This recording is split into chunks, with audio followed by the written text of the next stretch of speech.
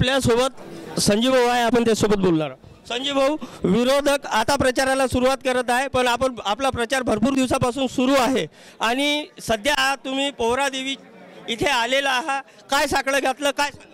नाही, पोहरादेवीच्या संत सेवालाल महाराज, संत बाबनलाल महाराज, माँ जगदंबा याडीच्या चरणी प्रार्थना केली की या भागाचा मला तू आशीर्वाद दे आणि आशीर्वाद मिळाल्यानंतर आमचे जे शेतकरी आहेत, तरुण बेरोजगार आहे, आमचे वैफल्यग्रस्त जे काही ग्रामीण भागातील जनता आहे त्यांना आशीर्वाद तुझा राहू दे आणि मी जर या भागाचा खासदार झालो तर निश्चितपणे या परमेश्वरचरणी प्रार्थना केली की आमच्या शेतकऱ्यांना, शेतमजुरांना, तरुण बेरोजगारांना या ठिकाणी काम करण्याची मला शक्ती प्रदान कर. अशा प्रकारचं साकडं या ठिकाणी मी दाखवते. विरोधकाचा निर्णय, एकीकडे कोणाचं तिकीट कापल्या जाते आणि कोणाला तिकीट मिळते, मला काय वाटते निवडणूक सोपी झाली आहे? नाही, ही निवडणूक, या निवडणुकीचं वैशिष्ट्य असं आहे की ही निवडणूक जनतेनं हाती घेतलेली आहे.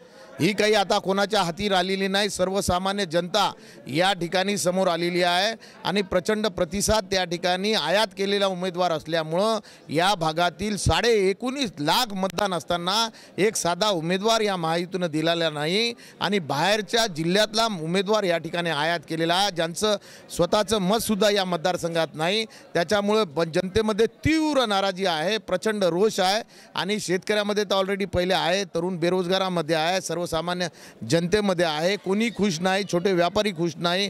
या ठिकाणी जीएसटीचा मारा चालू आहे. प्रचंड दहशतीचं वातावरण या ठिकाणी निर्माण करण्याचा या युतीचा प्रयत्न आहे, परंतु शेवटी परमेश्वराचा आशीर्वाद आमच्या पाठीमागे आहे. आम्ही घाबरणारे लोक नाही, आम्ही जनतेला सोबत घेऊन या ठिकाणी लढा या ठिकाणी आम्ही देणार आहोत. आणि मतदार सध्या कन्फ्यूज आहे, संभ्रमात आहे.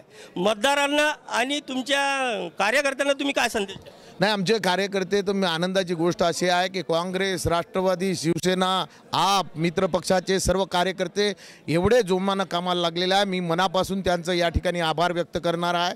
आज आम्ही पोहरादेवीमध्ये नारळ फोडत असताना प्रचंड जनसमुदाय जो आलेला आहे तो स्वतःहून या ठिकाणी आलेला आहे. मी त्यांचंसुद्धा मनापासून आभार व्यक्त करतो. कार्यकर्त्यामध्ये अतिशय मोठा उत्साह आहे आणि खऱ्या अर्थानं जे काही BJPचे कार्यकर्ते आहेत, जे काही इतर पक्षाचे कार्यकर्ते आहेत, त्यांनासुद्धा आयात उमेदवार केल्यामुळं त्यांचेसुद्धा मला फोन सातत्यानं चालू आहे की आम्ही तुमच्या सोबत आहोत, काळजी करू नका, आमचा सुद्धा पाठिंबा तुम्हाला त्या ठिकाणी आहे. अशा प्रकारचे फोनद्वारे त्या ठिकाणी लोकसुद्धा इतर पक्षाचे सांगत आहेत.